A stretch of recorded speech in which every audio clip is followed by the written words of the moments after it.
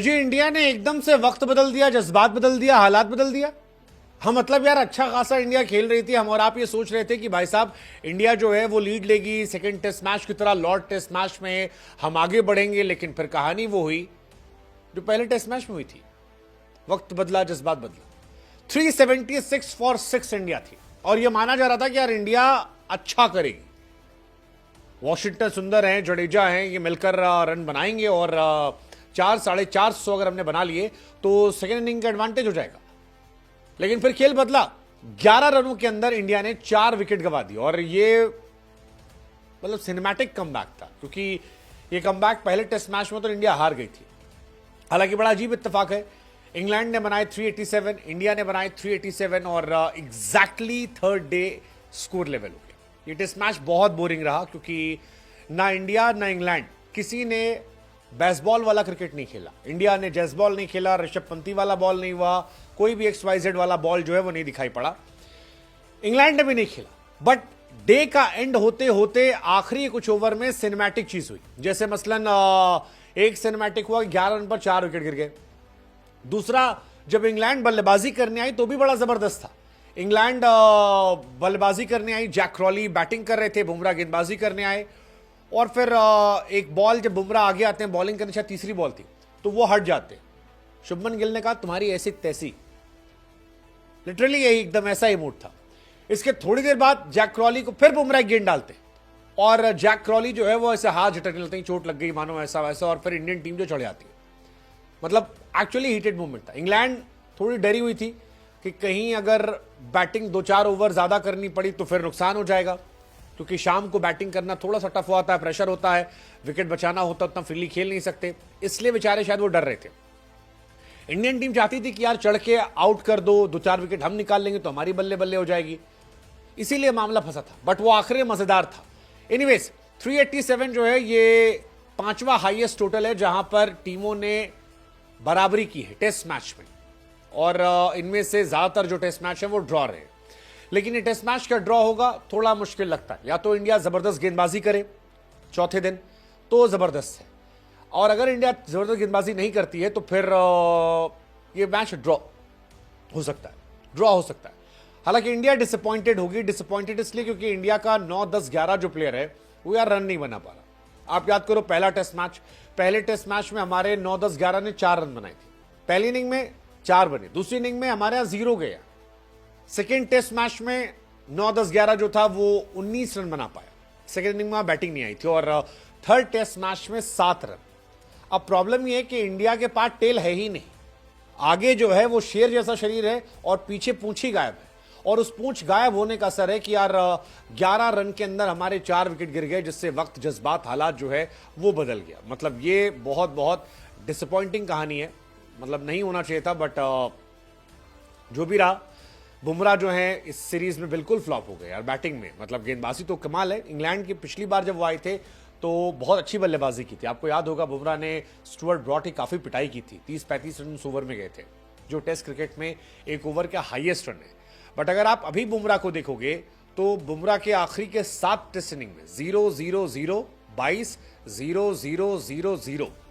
India के लिए सबसे ज्यादा डक इंटरनेशनल क्रिकेट में अगर आप बात करोगे तो 43 बार जहीर खान साहब हैं, 40 बार ईशांत शर्मा, 38 बार विराट, 37 बार हरभजन और 35 बार बुमराह हो गए।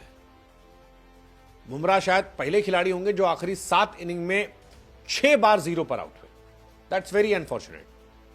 बट ठीक है, बुमराह को आप बैटिंग के लिए नहीं खिलाते, बॉलिंग के लिए खिलाते, और बुमराह बहुत सारे बैट्समैन को भी डक डक डक डक करवा देते हैं, तो वो देखने वाली बात है। इंडिया की तरफ से यार राहुल ने अच्छी बैटिंग की। आज केएल राहुल के शतक था। जडेजा ने अच्छी बल्लेबाजी की, 72 रन बनाए। आई मीन जितनी तारीफ की जडेजा कम है। जडेजा आखिरी के 2 मैच में अगर आप बैटिंग देखोगे 72, 69, 89, आई मीन व्हाट अ प्लेयर यार।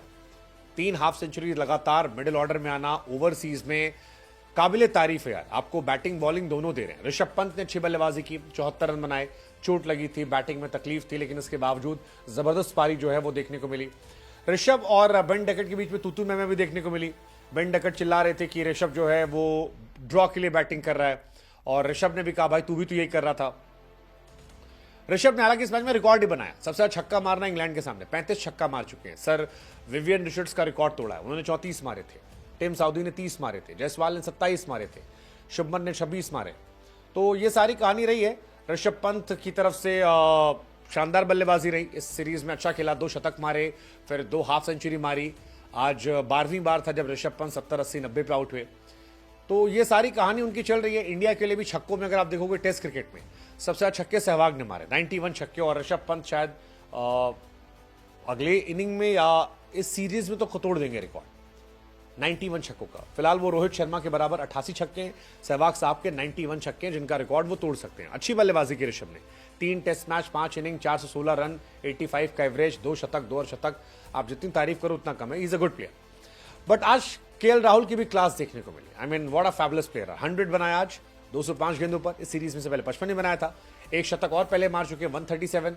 सो केएल राहुल की क्लास जो है वो आपको समय समय पर दिख रही है। इस सीरीज में 2 शतक उनके हो गए, और केएल राहुल के आखिरी मतलब लॉर्ड्स पे 2 शतक है उनके लास्ट 2 टेस्ट मैच में। पिछली बार भी जब वो लॉर्ड्स में खेले थे तो शतक लगाया था, इस बार भी लॉर्ड्स में खेले तो राहुल का शतक लगा, और ये काबिले तारीफ है।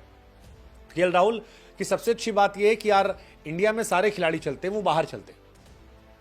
केएल राहुल के पास आज तक टोटल जो शतकों की संख्या है वो 19 है, 19, और 19 में 15 शतक ऐसे हैं जो बाहर हैं, 4 शतक सिर्फ इंडिया में। तो बताता है कि यार विदेश में राहुल आपके लिए तगड़े प्लेयर है। भारत के जो खिलाड़ी जिन्होंने सेना देशों में सबसे शतक लगाए उसमें तेंदुलकर का नाम है 17, कोहली का नाम है 12, द्रविड़ के नाम है 10, गवास्कर 8, और राहुल के नाम 7 शतक है, जो बताता है कि राहुल कितने बड़े प्लेयर हैं। ऑफकोर्स बड़े। अब देखना होगा कि 4th डे क्या होता है। क्या सिराज, बुमराह, आकाशदीप मिलकर कहर बरपाते हैं, वॉशी और जडेजा क्या स्पिन फिरकिम फंसाते हैं, या इंग्लैंड बेस्ट बॉल दिखाती है? क्योंकि इंग्लैंड को डिसाइड करना होगा कि क्या खेलेगी। क्या वो एक दिन में 400 मार देगी, 400-450 के इंडिया को लास्ट डे चेस करने के लिए भेजे? I mean it's gonna be very interesting कि इंडिया को वो टेस्ट करेगी या वो ड्रॉ के लिए खेलेगी। ये देखने वाली कहानी कि अगर वो 400 प्लस मारते 430 के अराउंड, 440, 450, तो 5th डे मैच इंटरेस्टिंग होगा। बट अगर वो 250, 350 मारते हैं तो मुझे लगता है फिर ये मैच ड्रॉ की तरफ जाएगा, वो रिटायर नहीं होंगे। एक ऑप्शन और हो सकता है कि इंडिया 250 में आउट कर दे और इंडिया 5वें दिन जीतने की तरफ जाए। देखते हैं, it's gonna very interesting match. Lord's expectation तो है कि आज जो गर्मी आखिरी के मूवमेंट में दिखाई पड़ी वो आगे बढ़ेगी। लेट्स सी, देखते हैं।